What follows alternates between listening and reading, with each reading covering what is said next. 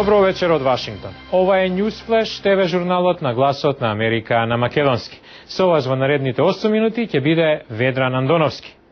Грчкиот заменик министер за надворешни работи денес и утре е на средби во Обединетите нации по состаноците што вчера ги имаше во Стејт департментот. Со ова го започнуваме блокот вести.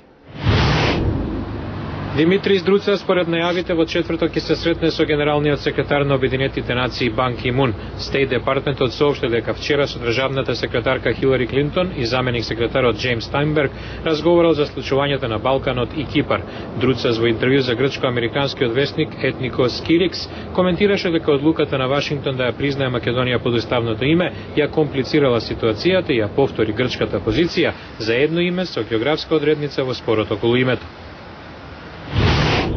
7 од кои барем 3 деца и 3 американски војници загинале во експлозија на патна мина во северозападен Пакистан, додека патувале на церемонија на отворање на женско училиште, реновирано со американска помош.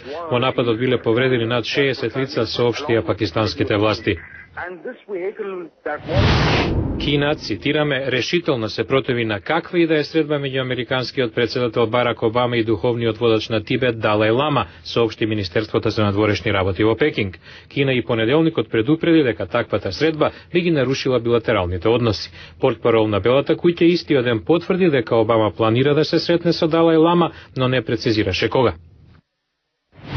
Нигериецот кој се обиде да активира експлозив во авион на пат за сад на 25 декември дава вредни информации на федералните власти што го испрашуваат, рече директорот на Федералното истражно биро Роберт Милер на распит во Сенатот.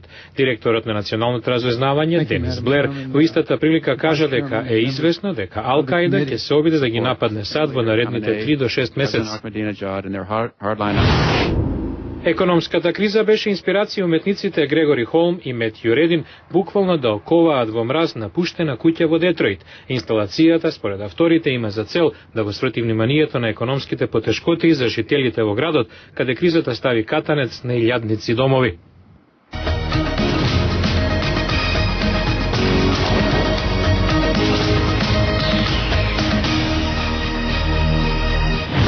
Во продолжение на Newsflash, во документарецот Име си е име, македонскиот народ и проблемот с името се видени низ очите на исландскиот режисер Сигурјон Ейнарсон, кој за гласот на Америка на македонски говори за мотивите, но и тајмингот да сними ваков филм. Прилогот е на колегата Јане Бојаджиевски. Исландјанец од кариерата ја започнал пред 20 на години. Правел кусометражни документарни филмови, работел на реклами, телевизиски шоуа. Зошто ваков филм за Македонија, но и зошто токму сега? I have done documentary films about... Сум работел на документарни филмови за помали спорни прашања и ситуации во светот, за кои чувствувам дека треба да добијат публицитет, за малцинства на кои ми е потребен глас. Тоа го правев претходно во Источен Тимор. Во Македонија дојдов во 2007 и знаев за прашањето од името, но не знаев дека е толку тешко. Започнав да истражувам и завршив со снимен филм. Исландскиот режисер смета дека прашањето можело да се реши многу порано. I am actually ashamed as a European. Засрамен сум како европеец што не сме го решили ова прашање многу одамна пред 2010-та. Мојот филм е мало парче обид луѓето во Европа и САД да сватат дека ова прашање мора да се реши. За вклученоста на филмската уметност во решавањето на политички прашања во денешницата, Ейнарсон со став. Many of the political dilemmas. Многу политички дилеми, многу од конфликтите со кои се соочуваме во светот се направени од политичарите. Сметам дека ако ние уметниците повеќе се вклучиме во тие прашања, можеме да ги придвижиме работите, тоа е суштината на нивното решавање, да ги поместиме од колосекот во кој се наоѓаат. Конечно, која е пораката на режисерот со овој филм? I would like to send a message to the Europeans. Би сакал да испратам порака до европејците дека сите ние сме европејци. Македонците треба да се ја задржат искрената кауза. Европејците треба да се зафатат со прашањето и да разберат во 2010-та. Не треба да имаме ваков спор на нашата европска маса. Тоа е мојата порака.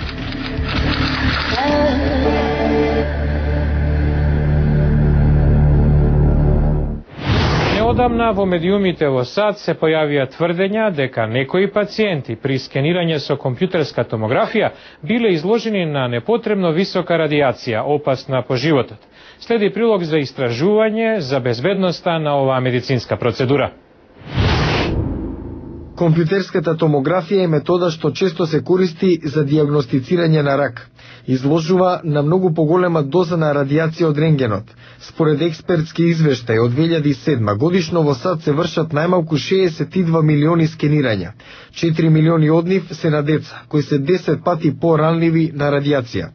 Неодамнешни истражувања ја рефлектираат растечката загриженост за ризикот по пациентите од зголемена радијација при компјутерска томографија.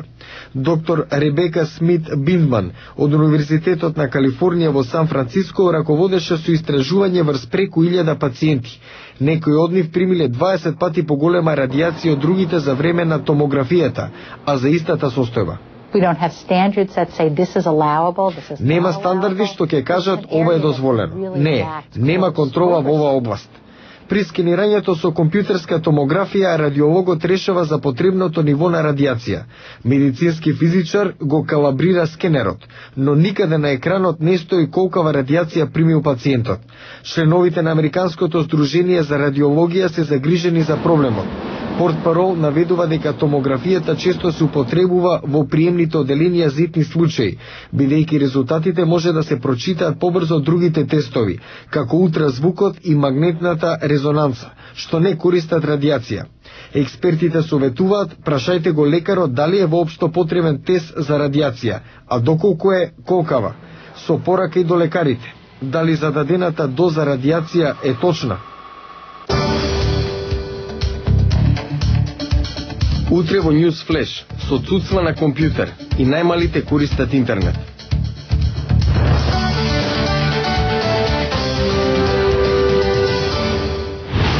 Го гледавте News Flash, ТВ журналот на гласот на Америка на македонски од студиото во Вашингтон. Вечерва со вас беше Ведран Андоновски. Посетете ја нашата интернет страница glasnaamerika.com.